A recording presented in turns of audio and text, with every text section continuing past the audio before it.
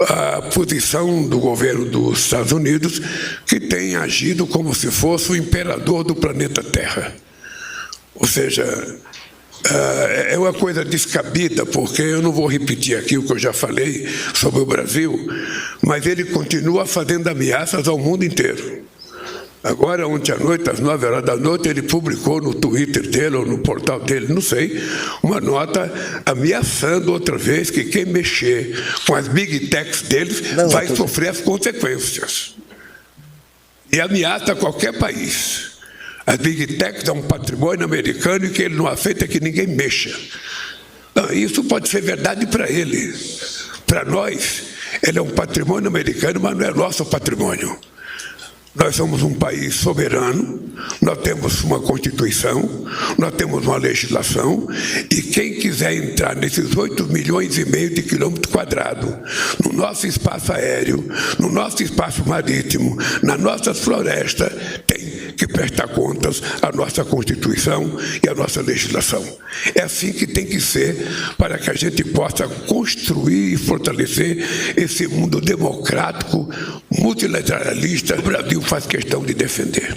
Conheço na história desse país algum momento em que um traidor da pátria teve a desfaçatez de mudar para o país em que ele está adotando como pátria. Ele está adotando os Estados Unidos como pátria, negando a sua pátria e tentando insuflar o ódio de alguns governantes americanos contra o povo brasileiro.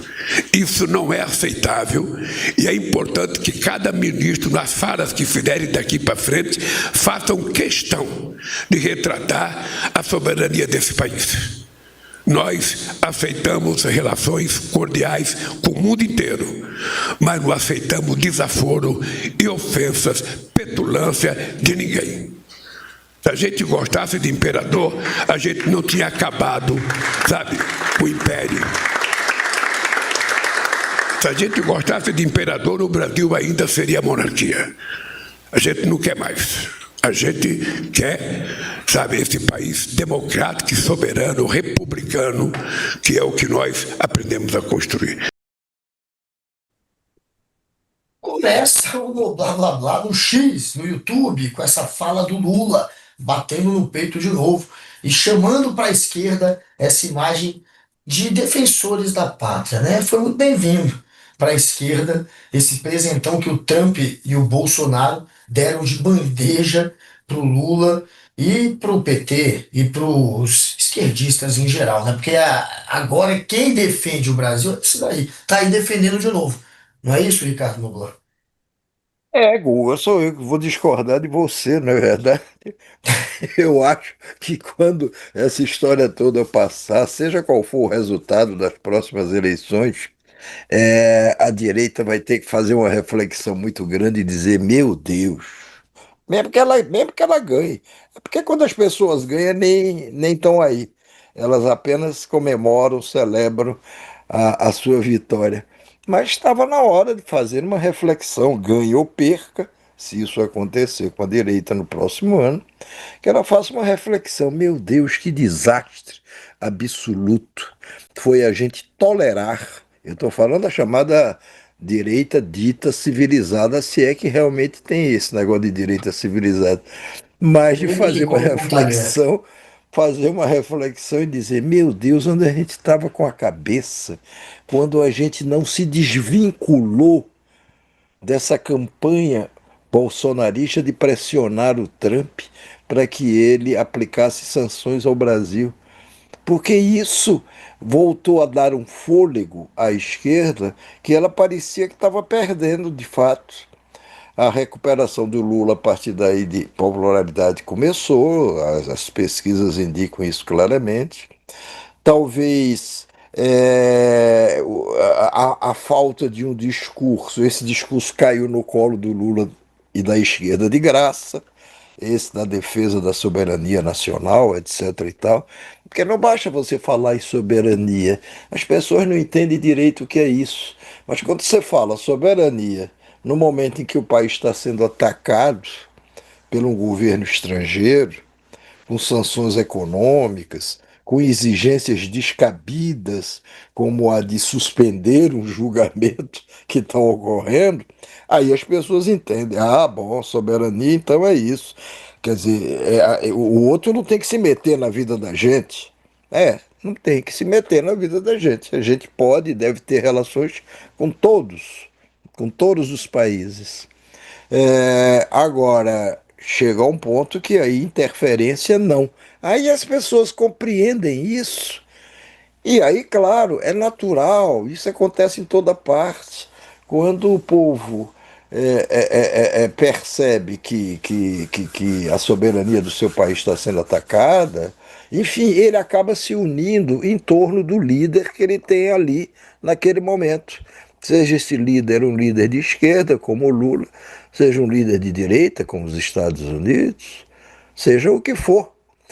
É, mas a gente podia, antes de começar, essa reunião ministerial de hoje, foi nessa reunião ministerial de hoje que o Lula fez esses e outros comentários. Como sempre, todas essas reuniões têm uma parte fechada e uma parte aberta.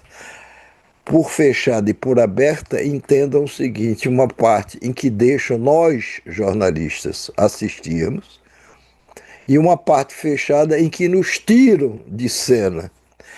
Como se essa parte fechada ficasse realmente fechada. Não fica. Vaza imediatamente tudo que aconteceu na parte fechada. É uma questão só de tempo. E cada vez mais esse vazamento se dá numa velocidade impressionante. Então, como é que você faz uma reunião fechada com mais de 30 pessoas e depois imagina que nenhuma delas vai sair cochichando para o seu jornalista de preferência o que é que aconteceu? Então, bom, na parte aberta da reunião, embora essa fala do Lula que a gente apresentou agora seja uma expressão dessa parte aberta, seja um exemplo dessa parte aberta, a gente vai conversar mais depois que a gente chamar o nosso convidado de hoje. E sobre a parte fechada, essa é geralmente a que reúne as informações mais importantes. Parte aberta é feita só para consumo de jornalista. Parte fechada é para o jornalista não saber e ele acaba sabendo de uma maneira ou de outra. Nessa parte fechada, eu só quero adiantar uma coisa, porque tem várias outras coisas a falar. É que o Lula chamou Tarcísio de Freitas para briga. Chamou, ao dizer, pela primeira vez, ele antes consultava pessoas, chamava o Kassab, presidente do PSD, com quem ele se dá bem, e dizia: vem cá, o Tarcísio vai ser candidato mesmo? O que é que você acha? Aí o Kassab dizia o que achava, chamava um outro para ouvir, não sei o quê. Agora não.